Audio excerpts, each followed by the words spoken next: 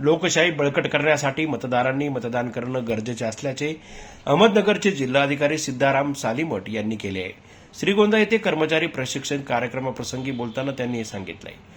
शिर्डी आणि अहमदनगर लोकसभा मतदारसंघात साधारणतः 20,000 कर्मचारी मतदान प्रक्रियेत काम करत आहेत। दोन्ही मतदारसंघात जवळपास 3,734 मतदान केंद्र आहेत, तर मतदान कर्मचारी यांचा हा दुसऱ्या टप्प्यातील प्रशिक्षण कार्यक्रम असून कर्मचाऱ्यांनी मतदान केंद्रावर काय काळजी घेतली पाहिजे, पारदर्शक पद्धतीने निवडणूक प्रक्रिया पार पाडली पाहिजे यासाठी कर्मचाऱ्यांना सूचना करण्यात आल्या असल्याचे जिल्हाधिकारी यांनी यावेळी सांगितले।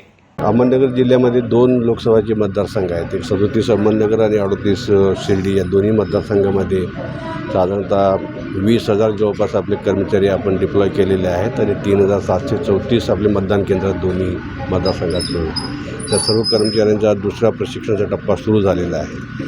मतदान कर्मचाऱ्यांना मतदान केंद्रावर गेल्यानंतर काय काळजी घेतली पाहिजे आणि प्रक्रिया कशी पद्धतीने पारदर्शक पद्धतीने पार पाडली पाहिजे याबद्दल सविस्तर सूचना आपण दिलेल्या आहेत आणि सध्या सुरू आहे। त्याचप्रमाणे EVM मशीनची हाताळणी कशी केली पाहिजे, काय निगा काळजी घेतली पाहिजे याच्याबद्दल आपण त्यांना सांगत आहोत।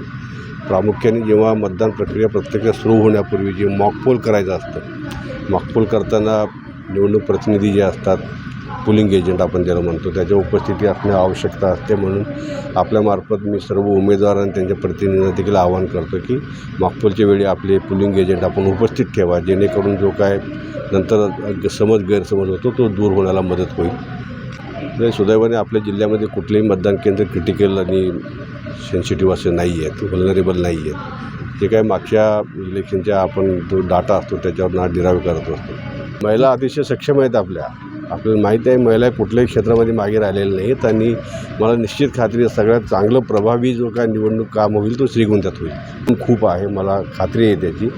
पण मतदारांनी लोकशाही आपली बळकट करण्यासाठी जास्तीत जास्त मतदानासाठी आपण बाहेर यावं। मतदान केंद्रावर आपण सावली, पाणी, निवाऱ्याची जी काय सोय आहे ती आपण करत आहोत।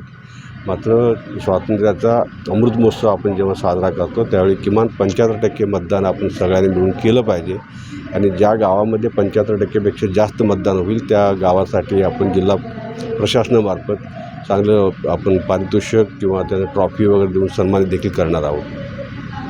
जनजागर मराठीसाठी गणेश कांबळे, श्रीगोंदा।